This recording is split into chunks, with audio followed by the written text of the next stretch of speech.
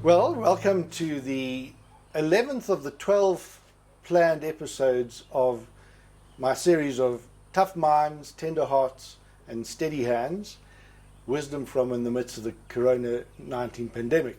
Over the last couple of months, since Mandy Wiener's book was published called The Whistleblowers, and in which I had helped her with one of the chapters, it's really blown a whole lot of wind into my sails to wanting to see what we can do constructively and positively to roll back the mudslide of corruption in this country. So over the last 3 or 4 of these episodes now, I've been trying to distill wisdom, particularly about that. And if you read the rest of Mandy's book, you see how devastating the whole experience has been for everybody that's blown the whistle on wrongdoing in the organization. Now, the 2 people that I've invited to help us with thing is connections of mine that I've through Facebook and through my social media and my networks that I think have got stories to tell, which I think could nerve and encourage potential whistleblowers to follow their conscience. The first person is Roland Hunter. Now, his sister, Rose Hunter, appears as one of the people who are the whistleblowers in Mandy's book. And Roland's story is as fascinating and intriguing, and it has been told in Jonathan Answer's book, Betrayal, The Secret Lives of Apartheid Spies, and in the very briefest outline, it's a story about a national serviceman finding himself in military intelligence, of all things, coming across damning information that he was able to eventually leak to the ANC in exile, which in fact eventually they caught him and copped him a 5-year prison sentence. I've seen him as the leaking truth to power. The other person is actually a person who Roland worked with in the Gauteng provincial government, was Andrew Feinstein. And Andrew Feinstein's book is told in this book, After the Party. It narrates his personal and political journey inside the ANC and how he found himself as a member of parliament, the beneficiary and recipient of damning information, but this time about what the ANC was doing in terms of the arms deal. And he just felt he couldn't in conscience continue to play a role in the ANC, and found that was the end of his political career. So Roland and Andrew, one is the story of leaking truth to power, and the other one which is speaking truth to power. And seeing how they know each other better than I know them, having worked together, I thought it would be a good idea to just simply ask Roland to introduce Andrew and Andrew to introduce Roland, rather than take up more of your time. So, Roland, introduce Andrew for us. Tell us about him. Met Andrew as we were setting up the Gauteng provincial government. There wasn't a space for the legislature to meet at that point. They were meeting in the showgrounds. Andrew was one of 2 advisors put in place by Jabu Moleketi, who was the first MEC for finance and economic development in Gauteng. Andrew had a particular portfolio around economic development, and there was another person who was also influential with me, Leon Cohen, who had another portfolio around finance. Between the 2 of them, they were the political leadership that I reported to, along with Jabu Moleketi, of course.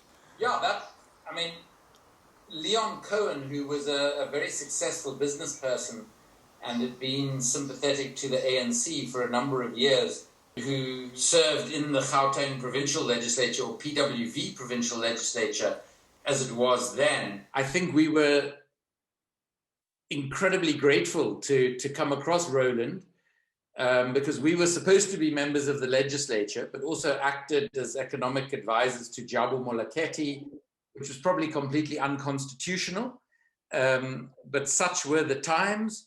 And I think between Roland, Jabu, Leon, and myself, we basically tried to set up a Treasury and Economic Affairs department, which was quite something. And the initial months, maybe the initial year of that, was quite anarchic in nature, but it was a great experience. And Roland, I think, has played not just a crucial role in the setting up basically of the Gauteng government, but has continued to play an absolutely crucial role in relation to public sector finances since then.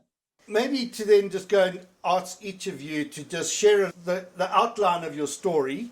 It's both of them been captured in print, but for the benefit of those who don't know the story, Roland, do you want to give us a synopsis of your story? Okay, thank you. So the first thing I want to say is we are still intending to write our story. My dad was doing a lot of work on this, and Catherine has done a lot of work on this. We never quite got it out. And then Jonathan Answer interviewed me, and so quickly he produced a chapter. I don't like the company that I keep in that book, but within that chapter there's not a huge amount. There are some things, not a huge amount I want to fight about. But we haven't written our own story. I think that's the point I wanted to make. As all white South African males at that stage, I was due to go to the army as soon as I stopped varsity, basically. What happened is that I did not understand the possibility that I might leave the country. In fact, I thought that was out. I couldn't leave the country, therefore I had to go into the army, but with a bad conscience. And as a result of that, from the moment I arrived in basics, I was taking notes. I was being a spy. So, John, an issue, whistleblowers versus spies. I never interpret myself as a whistleblower, but I did interpret myself as a spy. Once I got caught, even the security police, they brought me the Bible and they said, even the Israelites had spies. So, it's a very interesting thing. But I never used the word whistleblower for me. But what I was doing was collecting information, first of all in basics, and then more seriously once I got deployed to an actual operational unit, which was called the Directorate of Special Tasks, after which I systematically collected a lot of information to pass that out to the ANC. What that unit was doing was systematically undermining Angola, number one, by supporting UNITA, systematically undermining Mozambique by supporting Renamo. Similarly in Zimbabwe, not such a popular political thing there in relation to the ANC and so on and so forth, but there was a DST operation in Zimbabwe, very important. After Zimbabwe, there was also an operation against Lesotho. These were systematic state-owned operations, all within the Directorate of Special Tasks, and there were others, the Comores, the Seychelles. There were all kinds of special things being run from this very small unit. How I ended up there in that unit was a bit of an accident, I must tell you. So maybe the word accidental spy is right in that book. Once I felt that I had to go in for whatever reason, and that's a debatable point, I was systematically a spy. I never understood myself as a whistleblower. And I don't know if there's analytically a big difference, but let me just leave it like that. Well, there was wrongdoing, and I mean, we can argue those definitions, and of course people are saying, there's snitches, and there's whistleblowers, and there are people now who are claiming to be whistleblowers. For example, Agrisi, Mandy Wiener in her book has a whole chapter on Angelo Agrisi, and she believes strongly he is a whistleblower because he was in the system and sought to bring about consciousness about it, even though he is somewhat tainted. But leaving that aside for a moment for another debate, your subjective experience of the struggle and the difficulty that you had to go through, what are the lessons that we can take from that? And I've got some lessons from Catherine, because after all, your sister now is in Bandy's book as a whistleblower for what she did, Rosemary did, in terms of blowing the whistle on what was happening and the unpaid benefits in the insurance industry. So tell us a bit about the family dynamic that's happening there and whether your past experience helped her. I had some advice for her once she got into a situation, into that situation, including taking a lot of notes. I think it's much harder to be a whistleblower in post-apartheid South Africa than to be a spy in apartheid South Africa. Morally harder, if you want. You know what, this is also a debate. But once I understood what this operation was doing, and there was very murderous stuff that was happening, absolutely murderous stuff, there wasn't actually a discussion about whether it was the right thing to do to leak that information. The discussion was, do I have the courage? Okay, so it absolutely morally you had to do it. It was completely disastrous what they were doing. So it had to be done, and there wasn't really debate. It's about, can I wind myself up to do it? Okay. So then I did wind myself up to do it, and Not to say that was easy. It's horrible stuff. You know, you lie to your family. You lie to all your friends. You lie to the army. You lie to everyone. This is not a good thing. In other words, you create something new, a persona that is new, and you operate on that new persona, and there's a dissonance or a fragmentation between the new persona, which is false, and your actual belief. And that's hard. That's not, you know, you hear this all over the place. You read it all over the place. Once you actually get caught, there's a kind of relief. There's a kind of relief because you no longer have to lie. Of course, there's a new problem because now they want to hang you. But it's an important thing to move from lying to everybody to actually being honest with everybody. Derek and Trish Hanekom, is they invited me to their farm, which was how I managed to start getting information out. Within an afternoon, they had me talking, because that's how they are. And I was so sympathetic to what they were saying, and they pushed. And they got a lot of heat. Why have you got a troopie coming to your farm to clean in the pigsty or whatever? I don't want to talk on their behalf, but their role, it seemed to me, was about recruiting the white left. And then, so they took advantage of me once I arrived there, sent by Catherine, but they took heat for that. And we did make the connection, information did flow, it was all well and good. It wasn't just me with that heat, it was Derek and Trish as well. Well, let me make just this point before we ask Andrew to now share his story, is that ordinarily you would think there would be a clear difference between whistleblowers and spies. And that if our context and our legislation actually supported whistleblowers, that they could come out and there were proper protocols that didn't put them at risk, well, then it would be fine. But the effect of the intimidation they experience effectively puts him in the same bracket and category of having to do exactly what you think. Be very secretive. Take precautions. I mean, Tapiso Zulu's joined us now and as part of the audience. He went into witness protection program, but found it wasn't working for him, and actually has now got his own protection. And, you know, in the contact that I've had with him, he is really fears all the time. And as in my social work role, when people are now sharing their narratives with me, they sound like they're having to go through that same experience of having to lie to people, in a sense, even though their whole instinct is to want you to speak the truth, because the truth in their situation means they get chopped off. As we've seen, many assassinations. Mandy's book talks about how these extraordinary lengths that people have gone to. I think it's absolutely right. Maybe there's a generational difference. Maybe there's a context difference. I didn't feel a risk of being killed. But right at the end, it turned out someone wanted to put a mamba in a sleeping bag. Yes. Okay, I discovered that only afterwards, when I was already working with Andrew. The point is, there were people who were about to kill me. Okay, I discovered that many years later. I didn't feel that at the time. So if, as a whistleblower, you are now feeling that someone is about to assassinate you, the pressure on you is much higher. You know what? I agree with that. I don't want to dispute. Sometimes it's good to be blind to these threats because you don't feel the stress. I felt a different kind of a stress. It wasn't that you're going to get assassinated. The stress was more like someone's going to lock you up for all of your life. It feels heavy, but they're not quite the same. So let me leave it there. And also, we were much younger then. We didn't have families, didn't have children. Oh my gosh! Whistleblowers today. I mean, Cynthia Stimple's a grandmother. She's had to think about all the consequences for her, close to retirement. That one is super important. I was young. I had no kids, and if you've got a lot of dependents and so on, your space to maneuver is much reduced. No doubt. But I know Andrew is dying to get into this conversation. Do you want to just tell us your story? Would you call it self-imposed exile? No, I don't think it's exile at all. I mean, I left the country initially. So my partner, who is Bangladeshi, grew up in London.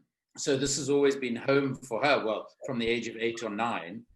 And after I left Parliament, resigning the night before I was going to be removed, the reality was people just wouldn't give me a job in South Africa because I'd had a very public falling out with Thabo Mbeki. And so I also thought, I knew at that point I wanted to write a book about the arms deal and its impact on South Africa's democracy. And I thought it would probably be better psychologically, as much as anything else, to be out of the country to write it. Because I suppose the dilemma that I have is, in a very different way, similar to Roland's dilemma. Is I certainly have never seen myself as a whistleblower either. I was simply doing my job. And there were people who had disclosed information about the arms deal who were the whistleblowers, who were in a lot of danger. And now in the work that I do on the global arms trade, I work a huge amount with whistleblowers, with sources. And these are the people who really risk their lives. So what I did really didn't take much courage. You know, I hear Roland's story, and obviously we had opportunities when we were working together to chat about his story. My story hadn't yet happened when Roland and I worked together. It was still in the future. But, you know, what Roland did took a degree of physical and mental courage that I just don't think I have. First of all, I left the country to avoid serving in the military. Then when I came back, I worked as a facilitator at the World Trade Center and was then elected to the Gauteng legislature in 94 and then moved to the National Parliament at the end of 96. I worked a lot on the Finance Committee with Barbara Hogan. I chaired the subcommittee that drafted the Public Finance Management Act. And once that was done, I was moved into the Public Accounts Committee, which is a quite unique parliamentary committee in that it didn't operate like most parliamentary committees where parties tend to vote on things because they're matters of policy. This was a committee that had one responsibility, and that was through reports compiled by the Auditor General's Office to look at the spending of every government department for the previous financial year and to determine whether that spending had been in accordance with financial laws and regulations. I mean, the committee functioned on a non-party political basis. We reached decision by consensus because it was fairly simple. There were policies, legislation, regulation, and it was a matter of whether the departments had followed them. It wasn't for us to comment on the actual policies of the departments. That was for the portfolio committees in Parliament. So it was a very unique committee, and I felt it was an absolutely crucial component of the financial accountability cycle, if you will, that had been set up by the PFMA. We dealt with a number of cases that people within the ANC weren't too happy about. So, for instance, there was the case of Winnie Mandela, the then president's ex-wife, having to repay about 240 or 250,000 rand for unauthorized use of government transport for herself and her family when she was a deputy minister. There was the case of Sarafina too, where money that was supposed to be spent on AIDS education was actually spent on building of a recording studio for the director of the play and a luxury Mercedes bus to transport the cast of the play around the country, but they only performed the play a couple of times. And these were things that people within the ANC weren't happy about, but there was this general view that this was how accountable governance worked. And particularly in our first democratic parliament, there was a very strong commitment to that. People like Jill Marcus, Barbara Hogan, Lalu Chiba had served on the Finance and Public Accounts committees and were really committed to this idea of transparent and accountable financial governance. That changed very quickly when Thabo Mbeki took over. And it's interesting because Thabo was often seen, he was more technocratic than Mandela, more focused on governance, and in many ways he was. But he was also far more, in some ways, of a party man who believed that if something was done in the interests of the party, then it was excusable, even if it might not have been in the spirit or intention of the Constitution. And basically what happened is that the Auditor General reported to us, and here the whistleblowing dimension is important, because the original whistleblowers on the South African arms deal were actually two ANC members of Parliament's Defence Committee. And to this day, myself and I think only 2 or 3 other people know who those original whistleblowers were. And one of them, unfortunately, is now deceased. The other is in a very, very senior leadership position in governance in the country. And I think that that perhaps speaks to something that is incredibly important in the work that I now do of investigating corruption globally in the arms trade, which is the protection of sources and whistleblowers, which I regard as our first responsibility. And while I wrote about those two whistleblowers in After the Party, it still hasn't been possible for anybody to actually identify who they were. And they brought information that, despite the fact that we'd had a public, parliamentary-driven defense review, which identified the need for about 8 to 9 billion rand of modernization in the South African National Defence Force in major equipment, the government decided to spend around 70 billion rand ultimately on weapons, most of which were not needed, most of which were not even wanted by the arm of the defense force that they were purchased for. So, for instance, the jet trainers and fighters that were bought, the head of the Air Force actually went before a parliamentary committee and said, we will only take on these particular trainers and fighters if the politicians force us to, because they're not appropriate for our purposes. And what was the basis for the decisions about what we bought? It was who would pay the biggest bribes. It was as simple as that. So we bought a whole lot of equipment, a huge amount of which we didn't need, a vast amount of which has never ever been used. And this was at a time when the country, as it is today, was facing huge socioeconomic challenges. Most obviously, HIV and AIDS. There were 6 million South Africans at the time who required antiretrovirals, the vast majority of whom couldn't afford to buy them for themselves because they were extortionately expensive at the time. As soon as we started investigating it, our chief whip, Tony Yengeni, who had been chair of the Defense Committee in Parliament at the time of the deal, and who actually received benefits from some of the bidders on the arms deal, tried to close down the investigation. And as we pushed forward with it, more and more senior members of the ANC tried to persuade me to voluntarily stop the investigation. And I was invited one Sunday to lunch at the house of a very senior member of the ANC's NEC at the time, who I was very close friends with. And this person said to me over lunch, look, Andrew, this is a battle you can't win. And I said to them, what do you mean? And he said, well, you have to understand that some of the bribes went to the ANC itself. And that's how we fought the 1999 election campaign. And as a consequence of which, the vast majority of the leadership of the party and the rank and file are going to close ranks around this. And nobody is going to support you. That wasn't quite correct. There were a few people, both within Parliament and within the ANC and the alliance structures more broadly, who were supportive of what I was trying to do. But it really all came to a head. So I kept on refusing to stop the investigation. And eventually, I was called to the office of the Speaker of Parliament, who was then Dr. Feni Jinwala. And Freddie had said to us, when this, myself and Gavin Woods, who was the chair of SCOPA at the time, I just headed the ANC component. Freddie had said to us, when the issue first arose, if anyone tries to stop a full and thorough investigation of the arms deal, I personally will resign in protest.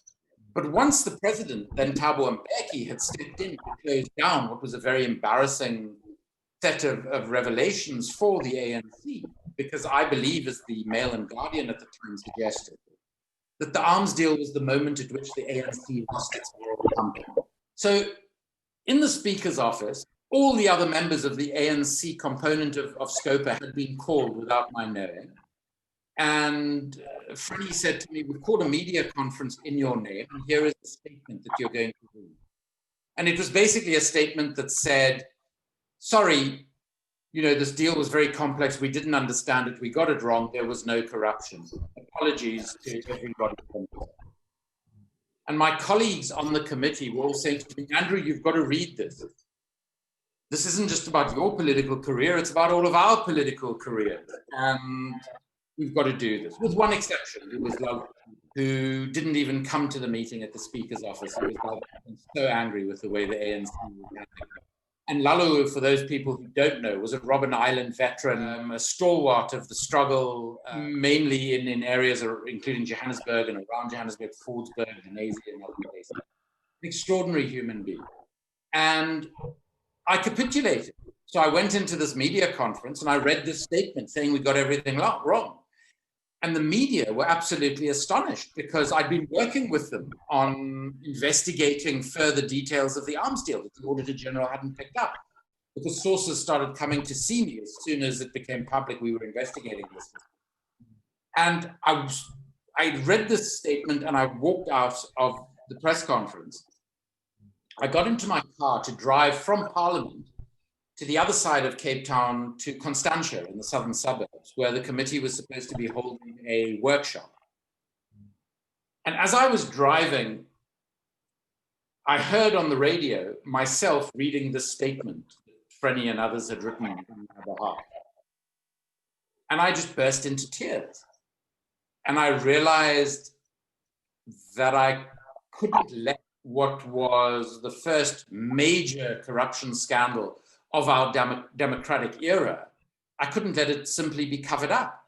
So I arrived at the venue where we were supposed to be having the workshop, and Gavin Woods, the chair of the committee, was there waiting for me. And Gavin, who is probably, 10 or 12 years older than me, was sitting in the garden of this conference venue, and he was in tears. And he said, I heard you on the radio, so it's all over. And I said to him, look, I'm really sorry. I relented and it was wrong of me and I've done the wrong thing and I'm about to call another press conference to say that the investigation remains. I did that. The poor media who had to then rush from Parliament to Constantia and then listen to me explain what had happened in the previous media conference were completely confused by this point and must have sort of questioned my own mental health. I suppose that for me was the turning point from which there was no turning back. And I knew at that point that my political career was over. But what I'd realized in that journey was that my political career was far less important to me than my own principles and ethics. It then played itself out. I was kicked off the committee, but realized that through parliamentary rules, I had every right to still attend the committee, and so I did. And after every committee meeting, ANC whips would be at the door waiting for me to start another disciplinary process against me. And I would refuse to cooperate because they were all in the name of the chief whip, Tony Yengeni, who I kept on repeating was implicated in arms deal corruption. And one thing led to another. And the night before I was going to be removed from the ANC's parliamentary list, I decided to resign on my own terms. I suppose fairly bizarrely since then. I thought at the time South Africa had been particularly naive and ignorant. I thought that what had been done to us was unique. And what I very soon discovered was that this was the way the global trade in weapons operates globally. And for instance, BAE Systems, the British company that paid £115 million in bribes to win one contract that they weren't even shortlisted for on the arms deal, at the time, with the help of Tony Blair, who was the British Prime Minister at the time, were paying similar bribes in 8 other countries around the world. And that raised the question for me of, who was more corrupt? The Tony Yengenis and Jacob Zumas and Piwa Nyandas and others in South Africa who were accepting benefits or bribes, Fana Hlongwane, or Tony Blair and BAE Systems, who were paying over £1 billion of bribes around the world and corrupting a whole range of countries. And I believe that, both are corrupt and both need to be dealt with and need to suffer the consequences. Of course, in the British context, the people involved never suffer any consequences. They just get knighted and make huge amounts of money out of their malfeasance. So I sort of moved my focus from just the South African arms deal to the egregious impacts of the global arms trade around the world. But as I say, I at no point thought of myself as a whistleblower. I had taken an oath in terms of the rules of Parliament and the Constitution. And my oath wasn't to protect corrupt people within the ANC. The oath was to the country and the country's constitution. That's what I was doing. And it took that one incident with the speaker to make me realize exactly what I was doing and why I was doing it. to lose a political career is probably a fairly sad event for the one person involved. But as somebody said, all political careers end in failure. It's what you do with that failure, I suppose, that's important. To sacrifice a political career, I think, was really a very, very small sacrifice by comparison, to people like Roland and many others who Mandy has written about in her book, and many others who were engaged in the struggle against apartheid. Thousands of people sacrificed their lives. And I don't think I would have had the courage to do what a Roland or a Barbara Hogan or others did when they knew the prospect was that they could sit in jail for the rest of their lives if they weren't executed. And I find, even in my work today, as my last thought, because a film was made of a subsequent book of mine called The Shadow World. And I spend a huge amount of time doing screenings of the film around the world. And wherever I go, the first question I get is always, oh my gosh, dealing with these awful arms dealers and military types and powerful governments, aren't you in fear of your life? And I have to explain to people that I'm just the storyteller, that the people who literally put their lives on the line are the people who give people like me information. The sort of less well-known Chelsea Mannings and Edward Snowdens. And there are thousands of them. And these are remarkably brave people who do, like Roland and others did, they risk everything. And those are the people who I think we need to be incredibly appreciative of and have great respect for, because I think democracy globally is in such a tawdry state at the moment. Media, unlike in South Africa and much of the world, is really quite pathetic these days. And we're very, very dependent on whistleblowers and sources who come forward to reveal malfeasance and illegal activity at the very upper reaches of government and the private sector, often in cahoots. Just to acknowledge you, I mean, your book, it's 20 years ago, hey? That whole episode unfolded.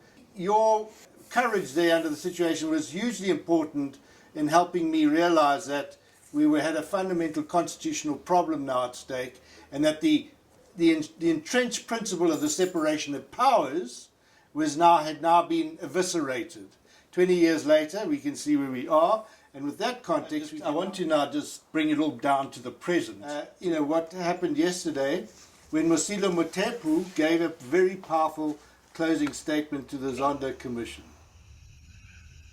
So after I went to the public protector, my statement got leaked to the Sunday Times, but it wasn't from her office. And what ensued were 9 criminal charges that Trillian had laid a charge against me. Cybercrime, fraud, theft, perjury, corruption. And it was quite shocking how I was called by the police to give a warning statement. And he tells me, I will not mention his name since I have not put him in my affidavit. He tells me that because of who these people are and the political connections they have, he has to expedite my case. When my lawyer went to see him, he said there was no case here. He's getting pressure from upstairs for him to move to the, for it to be moved to the NPA. And it was the first time I realized that institutions can be used to weaponize against people who stand up for the truth. And what was also quite disappointing is that I couldn't find employment after 2 years because South Africa doubted my integrity. Some of the banks said, we're not sure how this minister will react if you're part of the team. So corporate is always saying we want people of integrity, but I can say the people who have sat here with you, like Susan Daniels and myself, we are unemployed. We have lost our livelihoods. And Also, so I'm just saying, corporate, give us a chance. We stood up, and our life has been devastated. Plus, on the legislation, we need tighter legislation to protect whistleblowers. We need to protect them, we need to reward them, and I'm hoping in your recommendation, we need something called reparations, that, like what KPMG is doing with SARS. I've gone to the parliamentary inquiry, I've gone to the FBI, I've gone to the NPA, I've gone to the Hawks, I got involved in the ESCOM matter. All of this, of course, takes time, and it has an effect emotionally, psychologically. Luckily, I was employed at MTN for 2 years, but my contract ended in March this year. But I'm using this year to just heal, write my book, and I'm just hoping that South Africa will just take the heat and say, we need better legislation, better protection, and rewards for the people who stood up for this country. That's my closing remark. Yes, thank you very much.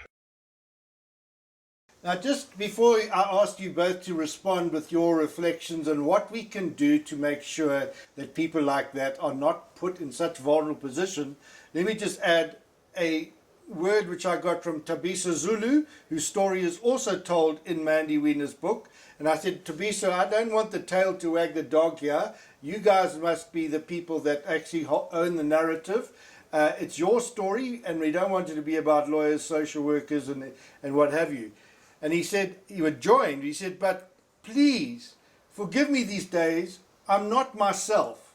I'm trying to tie up some loose ends on some sensitive whistleblowing investigations we hope will result in arrest early next year.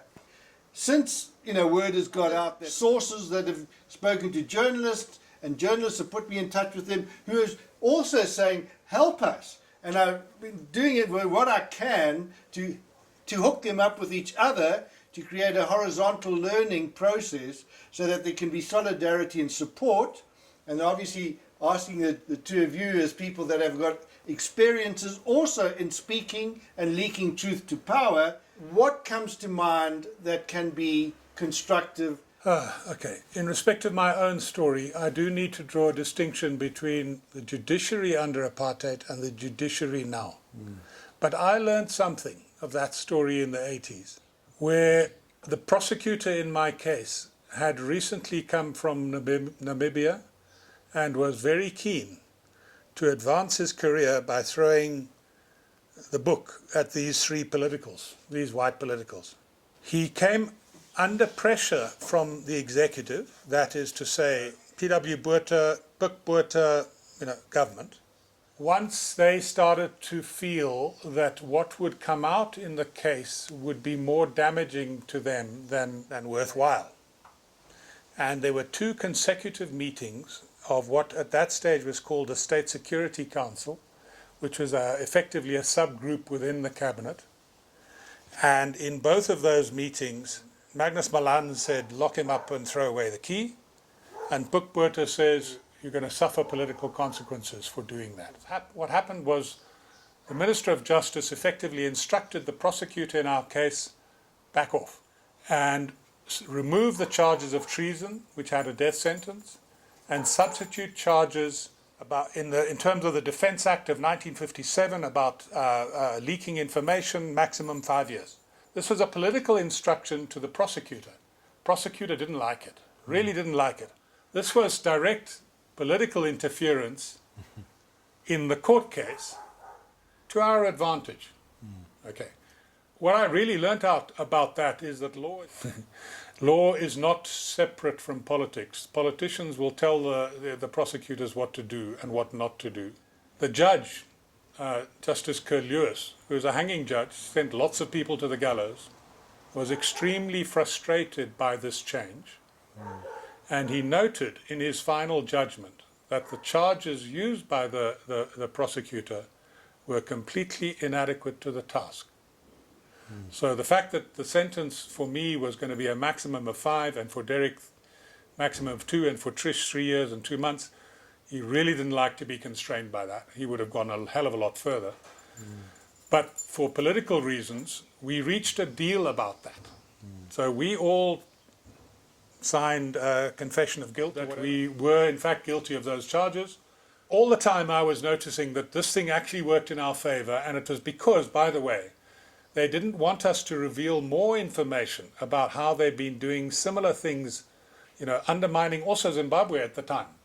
This was in the, Zimbabwe is still the darling of the world in the 80s, early 80s, first half of the 80s. For them, for it to have emerged, and they really didn't trust the defense lawyers. They really thought, they didn't want any document to get in the hand of the defense lawyers because they thought defense lawyers will leak it. There's a moral issue if you want. Maybe I should have repudiated that. Maybe I should have said, forget it. I'm not going to accept such a deal. So this is all happening in 1984. All right. You can always look back on that. And maybe I should have been tougher, and would have that have helped? Probably then I get the death sentence and so on, which is what, by the way, lawyers had told me that I should expect. I was a national serviceman and leaked military secrets. So you know what? You're going to get hanged. That's straightforward. We took the deal. I noted some stuff about, law is not impartial. Now, if I kick forward to now, we know that lesson, isn't it? Law is subject to politics, and it's a great pity. I would like to find space and ways in which we protect whistleblowers more effectively. But just be aware, people who want to steal, including those who are very high and who've got serious political power, they will never be deterred by that. So now it says, all right, fine, protect yourself what? Within society, which really doesn't want corruption, which really doesn't want misspending of money, which it's more difficult than just a piece of legislation to protect whistleblowers. It's actually an entire institutional framework which must be protected from those politicians who are also corrupt or for whatever reason want to get rid of you. It's a vexing, complex issue, because that's precisely why I'm saying, my work in the Ahmadiv and the Wild Coast, you can win your court case. And they've won their court case, the right to free, prior and informed consent. They've won the right of access to the mining rights application. They've now got information, which is their constitutional right. But that doesn't mean to say that the people that wanted to award those mining rights aren't still at work, finding all ways and means to try and subvert and co-opt in that community, and in the process of trying to get the mining rights, shredding the social fabric and basically creating enmity and conflict. How do we deal with that? Well, the one key institution has been the media. The fact that we've had a free press, and when you have these abuses of power by whether it be the executive, the judiciary, or the legislature, at least we have the media. Andrew, what thoughts do you have, particularly with your experience in dealing with international whistleblowers and the problem that sometimes arises when you have legislation to protect whistleblowers is that you end up encouraging bounty hunting? Yeah, there are a whole lot of levels at which to address this. The first thing I think is the point that Roland makes, that the law is driven by politics. This is not unique to South Africa. This is everywhere. BAE Systems, the big British arms company that paid the bribes in South Africa, on what is probably the most corrupt commercial transaction in history, paid £6 billion, that's with a B, of bribes on an arms deal with Saudi Arabia. That report of the National Audit Office is the only report of Britain's National Audit Office never to have been made public. It was never even made available to members of Parliament for whom the report was written. Nobody involved in paying £6 billion of bribes, and this included some very senior members of government who were at the very best complicit in paying those bribes, have ever faced any sort of consequences whatsoever. So this is a global phenomenon. The advantage that South Africa has is, I think, a very vibrant investigative media, and I think they should be commended. That, unfortunately, in places like the UK and the US and elsewhere, is to some extent dying as we speak. how does one make it easier for whistleblowers? I'm going to start at the wrong end with the specifics of the question you asked. I mean, I've come across in the arms deal space a number of whistleblowers who have either only become whistleblowers because the United States Department of Justice provides people who have helped bring a corporate entity or a state entity to law enforcement where, and most of the time what happens is, especially with corporate entities, there is a settlement between the Department of Justice and the corporate entity, and the corporations pay big fines, and they regard those as a cost of business, and it doesn't change their behavior at all in most cases. But whistleblowers receive 30% of those fines, and those fines can be over $1 billion. So there is no doubt that there are people who try and target that, if you will.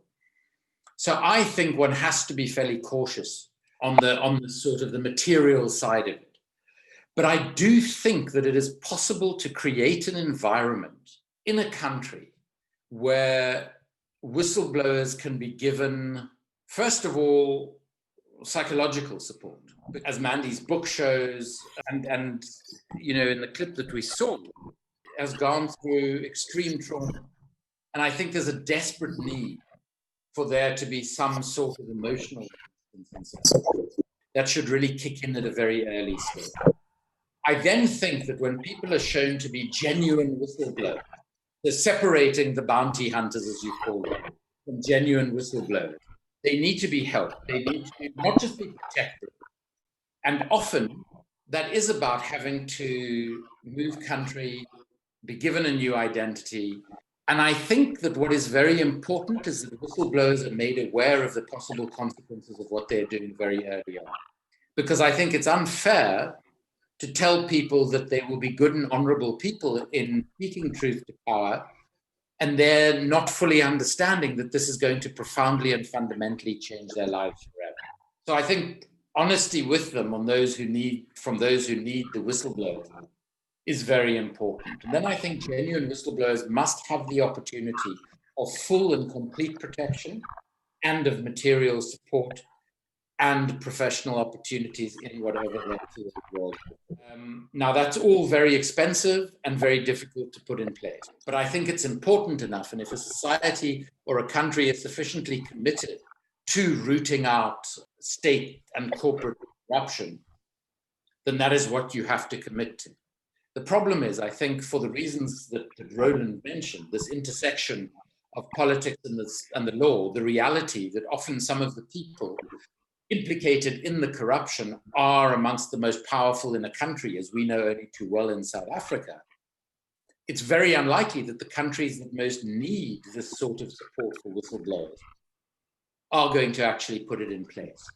And therefore, I think you maybe need to look at a global level and see if it is not possible to put together a coalition of countries who, both in their own practices and in their role in the world, have shown a commitment to addressing corruption and human rights elsewhere. And I think that is possibly the only way that one can go about it, is to create some sort of an entity with funding from a number of countries. And there are not many of them in the world, I'm sorry to have to tell you. The United Kingdom would never support anything like that. The United States would never support anything like that. I don't even think Germany and France would support that. I think some of the Scandinavian countries probably would.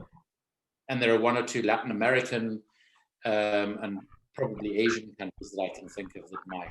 But those are the sorts of things that I think need to be put in place so that the act of whistleblowing, it is going to change your life, but it is also something that is not going to make that life incredibly difficult at the emotional, material level.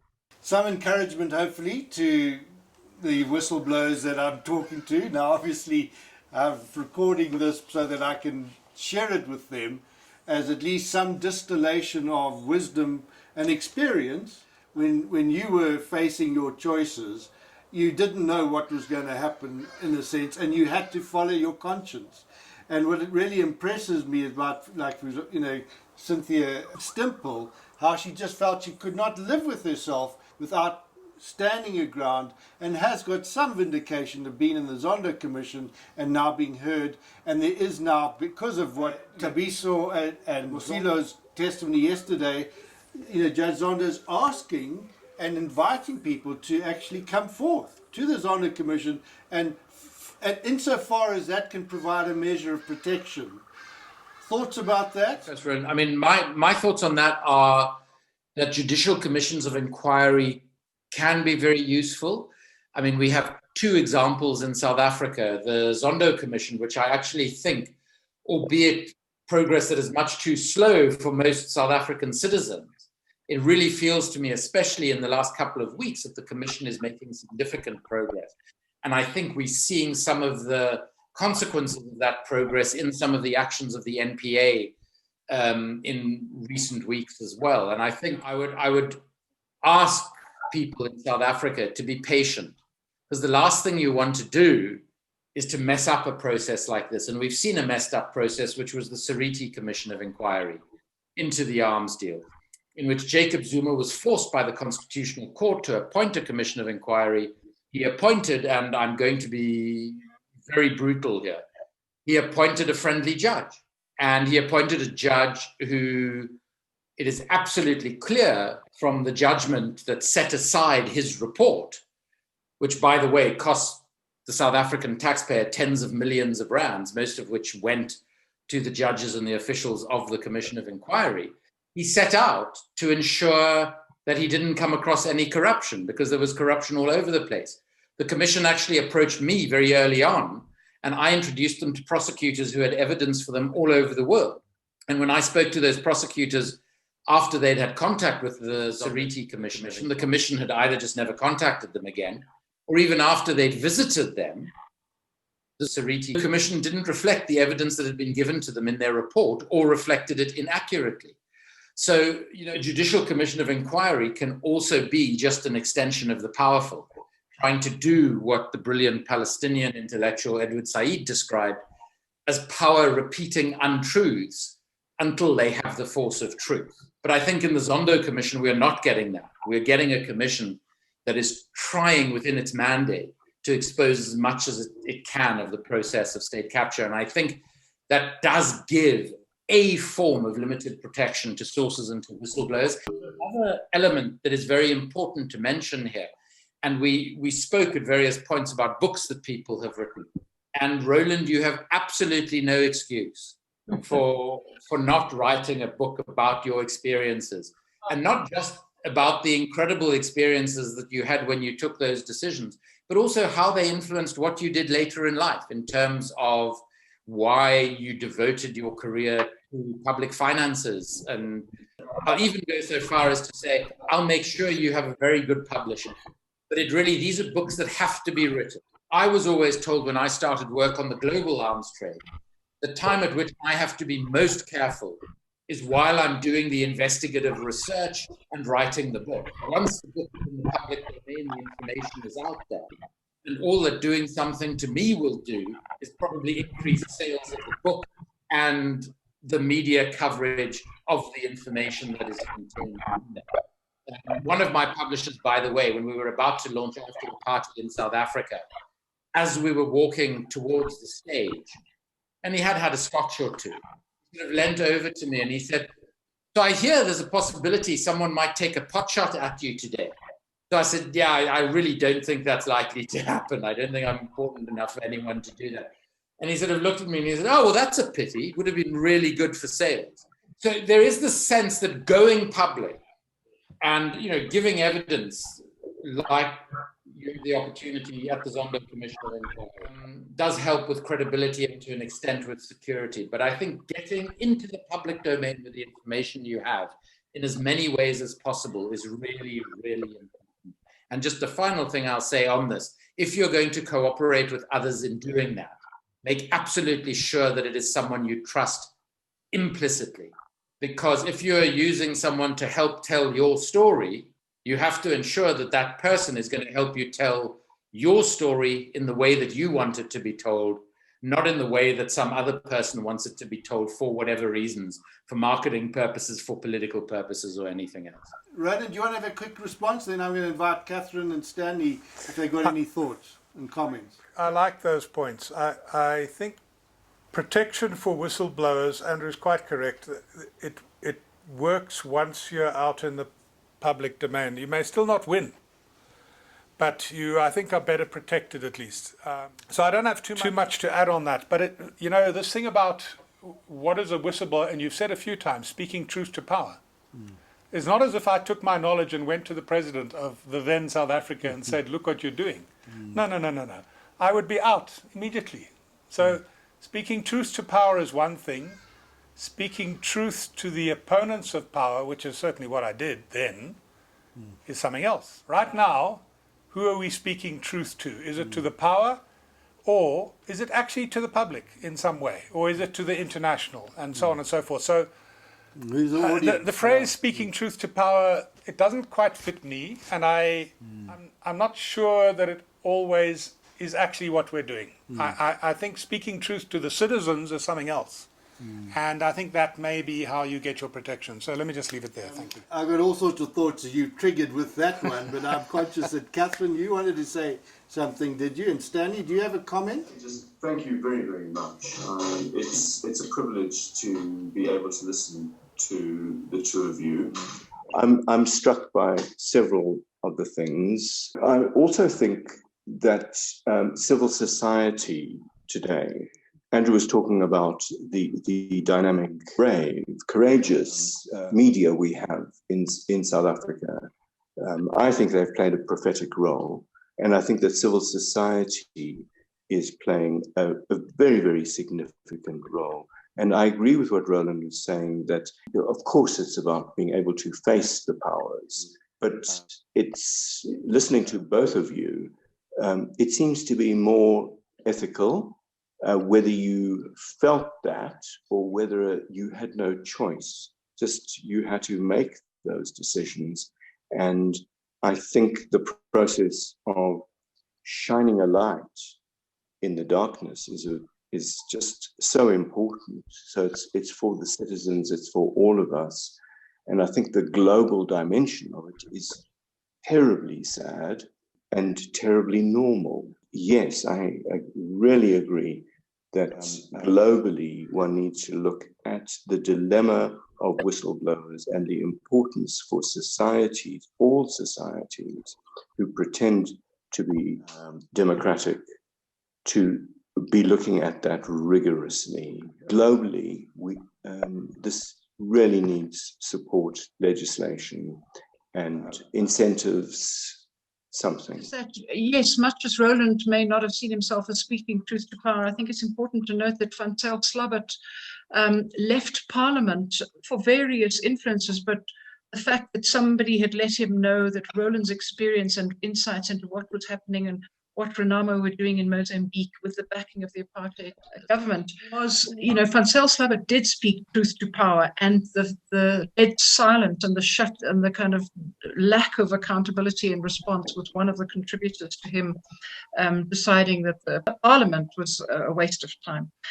The second point I want to make is that I think it's important not to, and I'm still trying to get my head around this, but something about individualizing whistleblowers, because those individuals do not set out to be whistleblowers. They are people, as I think Andrew used this phrase, he was just doing his job. You're getting, you know the correct processes, you get to see a bigger picture and you see how this person is leading to this or whatever, the distortion of what is supposed to be happening. And at a certain point, there's a sort of breaking point where, up until then, you've been saying to people, hang on here, what's going on, and increasing the volume of who you're talking to and what you're saying and so on. And at a certain point, you realize, actually, people are not going to listen to me. And so then you maybe become a whistleblower, where you turn your back on the people who've been part of this big process and so on. But they don't choose to. And yet, the people who want to shut up whistleblowers are quickest to say, oh, this person has a sort of problem or something. And so I think we need to avoid individual somehow. I'm not dead sure, but just to say that, Tabiso, they're people on the run. They're people who their colleagues have already been shot, as in Tabiso's case. He's already been fired at, and so on. There's a very wide range of what it means to be a whistleblower. Some people are a lot safer than others, and anybody in a position of relative safety needs to talk out, because not only whether you have children or not, but whether you're going to get a bullet in your head, it's a very different level of whistleblowing. The fourth point is that it's not just a matter of whistleblowing when there are these huge national crises and corruptions.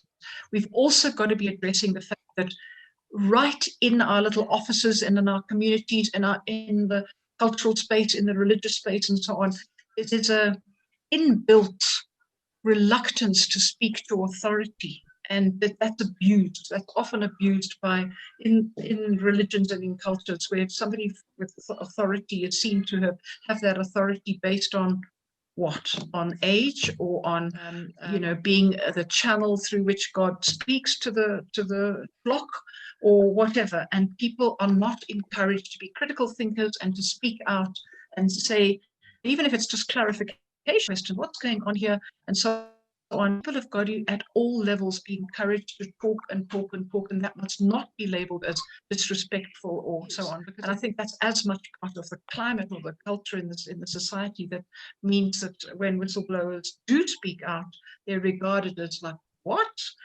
your, how did that go? I'm sorry that I'm having to draw this to a close, because there's all sorts of hobby horses of mine that are sitting in this stable that are desperately wanting to go for a run. But in sort of wrapping things up, and just to underscore, your point, Andrew, about the writing of a book. And you probably, you write a book and you're not quite sure what impact it has. So I want to just give you some feedback, and in so doing, encouraging all those whistleblowers who are going to tell their stories. In your book, you talked about Thabo Mbeki, about having acquired the hubris syndrome, and that the work of Lord David Owen in understanding the corrupting and intoxicating nature of power. Now, it so happened that when I was at university in the late 70s, 1979, Tony Leon and myself, through NewSAS, invited David Owen to come and give the annual Academic Freedom Lecture. And I've been following his career as a result ever since. So when you wrote it in your book, I thought, hang on, this is interesting, because it's not just talking the truth to power, it's speaking the truth about power and how power works as an intoxicant to bring people into lose touch with reality. So I thought, I wondered if he had remembered me, and I emailed him, and he has been my, in a sense, advisor. So if I can just use that boastfully to say that Lord David Owen has now been advising and guiding me in my own work in the Amadiba, in dealing with the powers that be, in trying to see ways and means of understanding the dynamic of power and how it works. And that's why I want to say, really, the issue for us, the deep learning issue, is not just speaking truth about power, but what whistleblowers need to do to ensure power is stopped from corrupting those who wield it. I really am concerned that the media has got a lot that needs to do in South Africa to get its house in order as the fourth estate, but then also to say, but we are all media. We are using social media and we are interacting. Who knows what difference it can make and what ripples it is that flow out from the small pebbles that we throw into the pond. So thank you to you, and thank you to you, Roland. And I will certainly be encouraging your good sister and that with the writing of the book, and let's make sure those books get out as quickly as possible. Lastly, to say that Mandy's book, The Whistleblowers, well worth getting. I'd also want to encourage Jonathan Antz's book, Betrayal, which of course tells the story of Roland and others. And After the Party, Andrew's book, and of course the subsequent ones. And I just love the way you write and make the thing come alive. The challenge then still remains, how do we restore ethical conduct in public and private service? It's a call to conscience. And once people, I believe, obey and follow that conscience, even though they're not sure where it's going to lead them, I'm getting from both of you that you do not regret having done that. Not for 1 second. Not at all. Okay. Not at all. Thank you. Thank you. Well, what an interesting conversation, and I hope it's going to be a tonic to all those whistleblowers and, more importantly, perhaps potential whistleblowers out there. It's been more than a month now in post-production and editing, but that's not only because of the end-of-year silly season that we've just gone through, but because as my director Tebogo Pasle and I were busy working on the edit, I found myself called away and propelled into supporting two new whistleblowers who came to me for help. Now, I don't want to say too much about their stories at this stage, as it's important that they tell their own stories and things are a bit delicate. Well, suffice to say that Andrew and Roland, you've helped me more than you might have thought to keep a steady hand in this new niche of supporting people who have become ever more conscientious and conscious. Now, I think in one of my previous videos, I explored this interesting interplay that needs to exist between conscience and consciousness, and that when they do dance with each other, we have a very powerful outcome.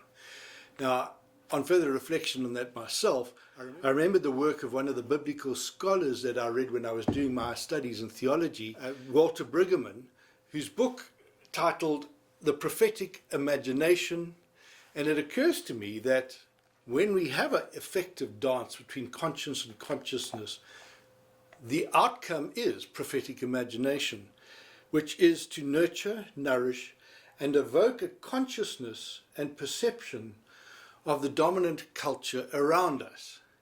And insofar as that culture is becoming bound and burned, that's where whistleblowers in every sphere need to draw our attention to what's happening. Now, I know that many of you are probably viewing 2021 with some trepidation. I'm not. On the contrary, I'm actually looking forward to this year and to seeing what contribution further can be made in amplifying prophetic imagination. I do confess, however, that I did feel a bit panicky when Mandy Wiener first made me aware of how big a problem we were up against in the, persecution of whistleblowers. But as I got to know more of them and experienced their prophetic imagination, my own fear and trepidation subsided, and I felt enormously privileged to play some sort of contributory role to helping them amplify their stories. So instead of a big problem, I began to sense that there was actually a very much bigger opportunity inherent for promoting beneficial change by supporting them. And that's because truth and trust are conjoined concepts. Well, truth breeds trust, and trust is what makes society functional in what I think can be at least 5 domains: in politics, in law, in religion, and academia and the media. But they need to be embodied in people. They cannot be understood in the abstract. They don't really exist unless people embrace, embody them, and live them in their own personal day-to-day lifestyles. And as I've now stumbled into this role, to further get some bearings, I had a conversation with a social worker colleague of mine, Mike Batley, who runs the Restorative Justice Centre. And Mike told me that he had written an assignment on whistleblowing as part of his Master's in Applied Ethics some years ago. Well, he gave it to me to read, together with this DVD, The Whistleblowers, which was commissioned and produced by the Open Democracy Advice Centre more than a decade ago. Unfortunately, ODAC has since shut its doors when their funding ran out, and they had a whistleblower hotline which they were encouraging people to use, and unfortunately that had to be terminated. But the DVD tells the story of 3 remarkable whistleblowers from 15 or so years ago: Mike Shishonga, Nicole Barlow, and Dr. Paul Turon. 3 people who really do exemplify prophetic imagination. And although ODAC is no more, the legendary Alison Tilley is, and she was the pioneer of the initiative and is still very much around. And in the past, she's helped me as an activist in my work, and I contacted her to get her consent and permission to upload it, which I've now done, onto my YouTube channel. And she was thrilled that this initiative that she had started had not entirely withered. Alison has left me now with a challenge to lobby to get a whistleblower counselling hotline going again.